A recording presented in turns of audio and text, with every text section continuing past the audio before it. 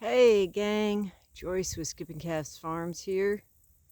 I'm continuing to work my way around my food forest and resetting the posts and fences. And as I came up here, I came up on, this is my one Red Delicious.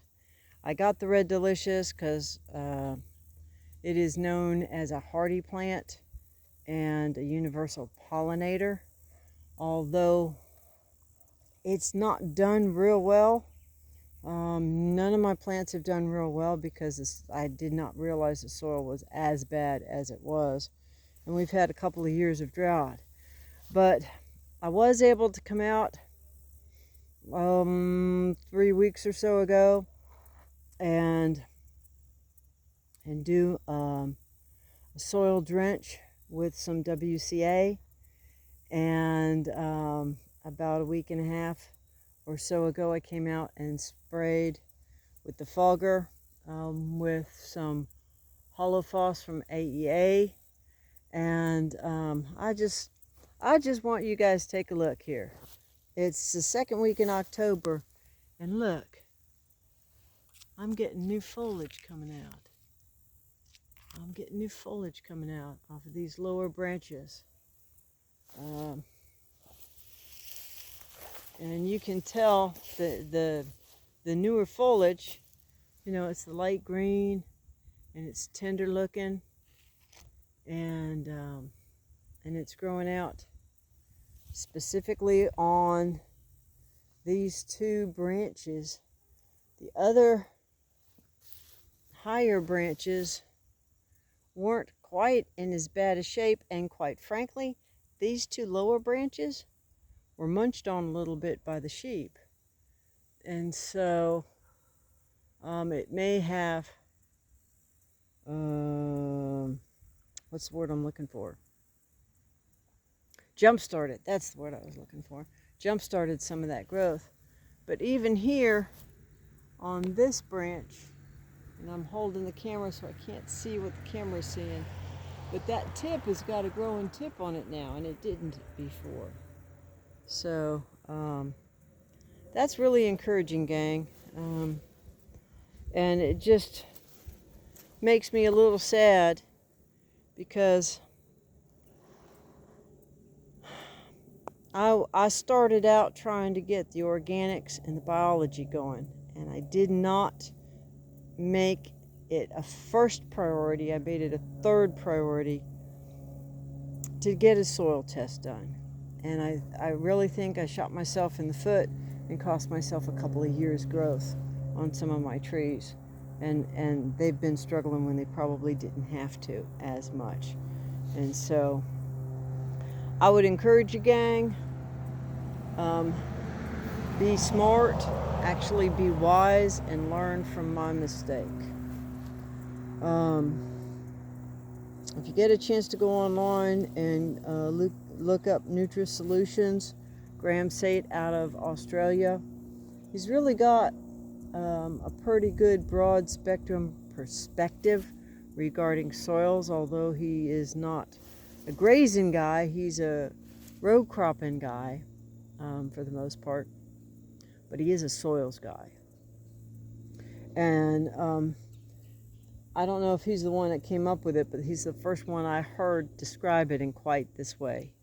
He said you really have to get all three balanced. He did a podcast, you can pull it up online, where he was working with a rancher out in California, and the rancher gave him permission to broadcast the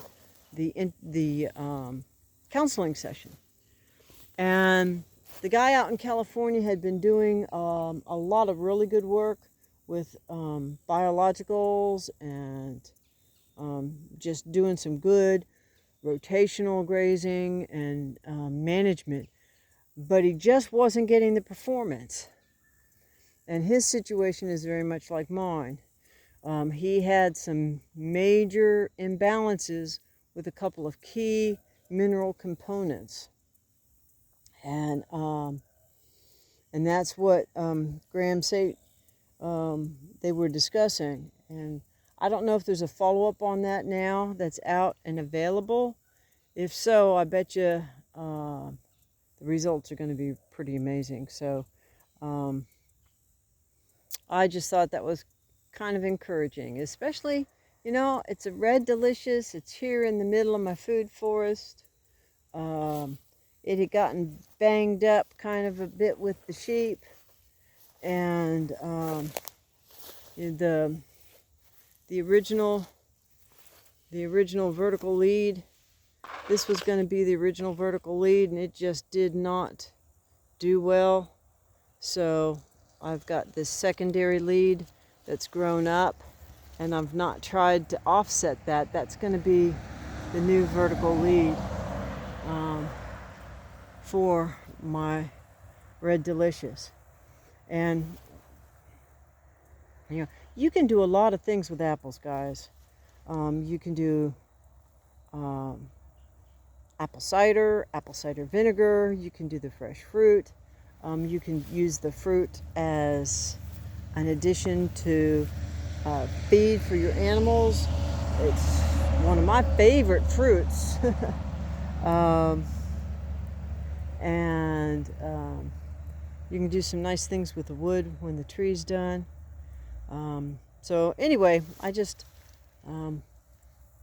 that's one of the reasons why I put several different varieties of apples, and why I started with apples, because it was something I knew.